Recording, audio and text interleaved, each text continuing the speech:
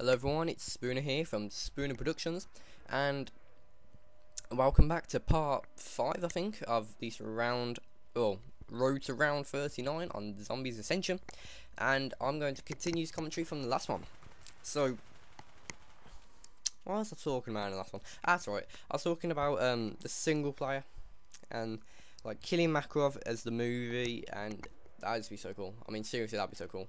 But the single player, I'm guessing it's going to be towards the end. So, it's going to be like Modern Warfare 2, because they might as well, seriously, because of the graphics and the way it's actually still the COD 4 engine, if you didn't know. It's COD 4.6 or something, I don't know. Yeah, because the engine that they're using now, they used the engine for COD 4, then they upgraded it for COD 5, then they upgraded it for COD 6, they upgraded it for COD 7, and now they're upgrading it for COD 8. It's just, get a new one, and make it as similar as possible, but just allow the graphics to be better.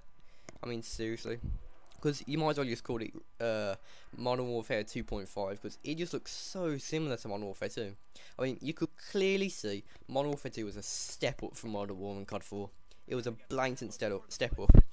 Black Ops look the same as Modern Warfare 2. That's why people compare them so much, because the kill streaks are like the same kind of idea. Create class, same kind of idea. Graphics, same kind of idea. COD 4, World at War, graphics, same kind of idea. Create class, same kind of idea. Kill streak, same kind of idea. But this Modern Warfare 3, it's gonna kind of fit into Modern Warfare 2 again. It's not starting its own category again. Like COD 4 and World at War, done. Modern Warfare 2 and Black Ops, done. It should be Modern Warfare 3 and whatever the next one's gonna be, done. Instead it's COD 4 and World at War, done. Modern Warfare 2 and Black Ops and Modern Warfare 3, done. Well, you're putting a game that's 2 years after Modern Warfare 2 in the same category. 2 years, you should upgrade it massively. I mean, the way technology is improving. I mean, 10 years ago, if you got a, like, oh yeah, well, my parents here, the first laptop they bought was like 7 years ago. It's got a 60 gig hard drive. My iPod has a better hard drive than that. It's got an 80 gig hard drive. It's an iPod, and their laptops got less in it. I mean, I could buy a 2 terabyte hard drive for 50 quid, and back then it was like at least 300 quid, even if they could make them. I mean, the only people who had them then was like MI6, and you're telling me that after 2 years you can't upgrade the graphics even a bit. So I hope they do something just so we don't notice it. But I don't know about single player, because every single player on COD is really short. I mean, it's seriously short. They need to make it longer and make it an actual part of the game, because people don't consider single player part of the game in Call of Duty anymore. It's Call of Duty, oh yeah, the multiplayer game. Yeah, exactly. No one says, oh yeah, the single player game where you kill Shepard. Most people don't even know Shepard is, man. It's ridiculous. They either need to make it longer or completely take it out and just focus on multiplayer, because it's just really annoying. You like, especially with Modern Warfare 2, because Modern Warfare 2, it was like Michael Bay. It was like, okay, we're gonna have rocket ships, and I want a Zeus cannon. if he could have, he would have had the moon smash into the earth just to prove a point, because he just goes over the top. Well, like Michael Bay does anyway. But that's what Modern Warfare 2 felt like. They needed to either tone it, because like, okay, so Black Ops, it was kind of believable. I mean, that's what I like in a story mode. It's kind of believable. I mean, obviously it's a game, so, but it was also based on real events. But I mean, the fact that they could have had, I mean, we all know that there are sleeper agents in America from Russia, but the idea that they could have been, you know, that Mason killed JFK, it is believable, because we haven't got anyone who's killed JFK. We don't know who did it, or the fact that they could have had a numbers system. You know, it's kind of believable. It could have happened. We don't actually really, you know, we can't say for certain. I mean, anyone could do it really if you got enough money. But Modern Warfare 2 was like, yeah, I think I'd have remembered if Russia and America had a war, kind of be on the news. Also, the fact that if Russia and America did have a war, nukes, I mean, the fact that Modern Warfare 2 didn't have nukes, well, I mean, like, single player, yeah, it was kind of bullshit. Because like Modern Warfare, that had a nuke. It was like, okay, cool, I had a nuke, and then everyone knows the Cold War, America versus Russia, who's gonna start the nuclear war first. And then Modern Warfare 2, it didn't have anything to do with nukes. I mean, seriously, that would be like the first thing if you were going to war with Russia. I mean, obviously you wouldn't want to die, but because the nuclear radiation would spread everywhere. But you know, first thing you'd think, nukes.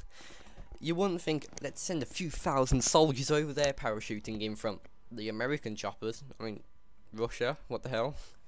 Because if you notice, there were actually a couple of American choppers with Russians abseiling down in Modern Warfare 2 story mode.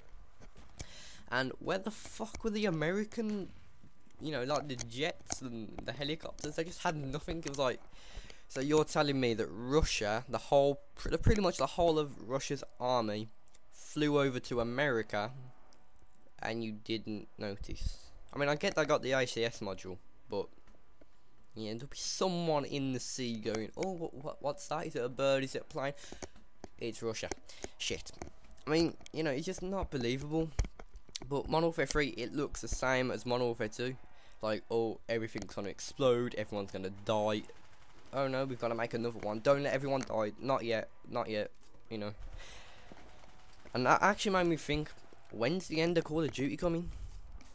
Because this is like the 8th one now. And I don't want it to end, obviously, but it's got to at some point. I mean, it's not going to go on forever. And what is the last Call of Duty going to be? And,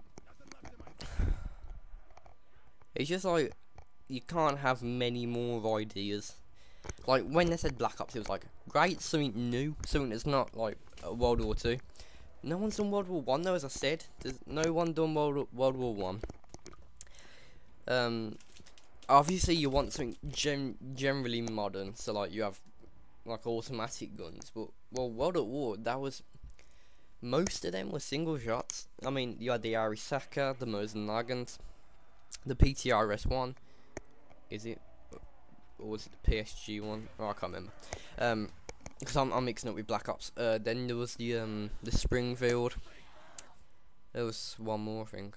Can't remember. Oh well. And then you had the SVT-40, the M1 Garand, the GUR, or the GUR, or whatever you wanted to call it. I think that was it for this assault, well, the rifle. They didn't even have assault rifles. You had a double-barreled shotgun and a trench gun. And then you had like the light machine guns, or just the machine guns, and submachine guns. And it was mainly a one-shot weapon, like a game that was mainly around one-shot weapons. But still, most people use the MP40. I mean, it doesn't matter how many guns you have of a certain class. If one's better than that class, people are gonna use it. You could make a World War 1 game and have one gun. It doesn't have to be real. You could have the, I don't know, an Arisaka that's rapid fire. If it's better than the other guns, people will use it. It doesn't matter. So I really want to see a World War 1 game, and that'd be so cool. And especially like the story mode, that'd be a story mode I really pay attention to, because I like learning about history and that. So I don't really know much about World War 1, and it'd be cool to find out, because like Hitler, he was a runner in World War 1. Maybe you could play as Hitler, maybe not. Stupid idea. But like, imagine being in the trenches and like having a sniper and all that. That would be so cool. Well, not like realistic, but in a game that'd be cool. So I'm gonna move on to a different topic now, because I feel like I've dragged that one out. So in these zombies game, you'll notice I'm running around in loads of circles. That's mainly how to get to high rounds.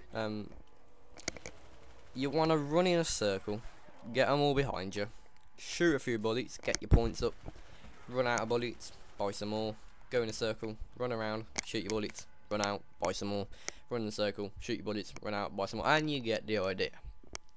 Basically, just keep doing that. If you get the unpack-a-punched MP5K, it's gonna take longer, but it's gonna be easier.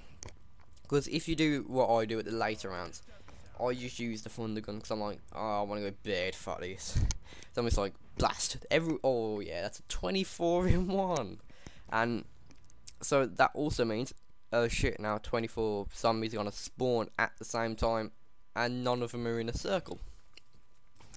So you have to make a new rape train, and oh god, it can be really difficult. I mean, I get into quite a few sticky situations, and not in that way.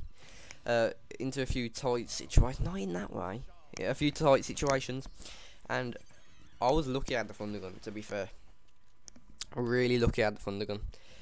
But if I'd have just used the MP5K, it would have took me like 5 hours or 6 hours to get to like round 39. But with the MP5K, when you get to like round, I don't know, 20, 22, it takes about 90 bullets of unpack punched MP5K to kill one zombie. So you can do a rape train for ages, shooting loads of bullets, buying more, shooting, buy more, shooting, and you only kill about 5. But that means it's only like one at a time that's spawning in, so they go back in the circle really easily. I mean, it takes a lot of time, but it's so much easier, and there's less chance of you getting downed by people coming upstairs whilst people are coming out the door to your left, so you're completely trapped. So yeah, there's more chance of you getting to the higher levels. So that's what I'd recommend. If you want to get to high levels, take your time. I mean, you can't rush zombies really. Obviously the best people can, but for average people and people who just want to get to high rounds easily, you've got to set a lot of time aside. I mean, Guns for Hire, he did like a road to round 100 on Ascension, and he well, sorry, there's people out the window. And he got to round, I think he did a live stream when he got to round 85. When he got to 89, the live stream ended. It was 4 hours long. I mean, it's just fucking hell. 4 hours, and he got from around 85 to 89. How the hell did he get to around 85 in the first place? And how long is it going to take him to get to around 100? That's going to take him at least 24 hours minimum. Minimum. I could not do that. I mean, he must have been so tired at the end of it and so bored. I mean, that would probably be the last game of zombies I'd ever play, because I'd just be so burnt out on it. I mean, after this game, I haven't played zombies. Well, apart from the Kino to tell you where I got to round 41. I haven't played zombies because I'm just so bored of it. I will play it, by the way, when a new map pack comes out. I'm really psyched for that though. That looks so cool, because it's zombies only, man. A zombies only map pack with like the moon and that. I don't actually know the story of zombies. I know that Richtofen goes to the places before, like Nikolai and Dempsey and Takio and stuff. That's about it though. I don't know, there was a guy that was making like the Gersh devices. That's about it. I don't really know much about zombies, but I'm really intrigued about it. So I might have to find a video on YouTube and just like watch it. Just like, what happens in story mode? Because I don't want to miss out on it. I don't want to be like, oh, I found this thing. Like, I could be the first person to find an Easter egg in a new zombies. It's very unlikely, but I could be. I could find it and think, that was nice, and not realise it's something like really important or whatever. And it just goes missed. Well, it won't go missed. I mean, people will find it, but I could have been the first one to find it, and that would have been cool. But if I don't know what it means, then there's no point. So I'm gonna have to find a video of what the story is, and or if you can tell me, that would be great. So the end of the commentary is coming up soon. Yeah, about a minute left. So if you've enjoyed this series, then I'm probably going to put it in a playlist. Please like it, comment and subscribe, and maybe even favourite if you want to. I hope you want part 6. I don't actually know how many parts it's going to go into. It's 3 hours long, so I've done like 5 parts now, haven't I? Dang. Done an hour and 15 about. That's a long time. So it's gonna be like a 15 to 20 part thing. Dang, that's pretty long. That's what she said. So yeah, I'm gonna actually end the commentary a little bit early, and I will say see you soon. And again, please like it, comment and subscribe. And yeah, thanks for watching basically.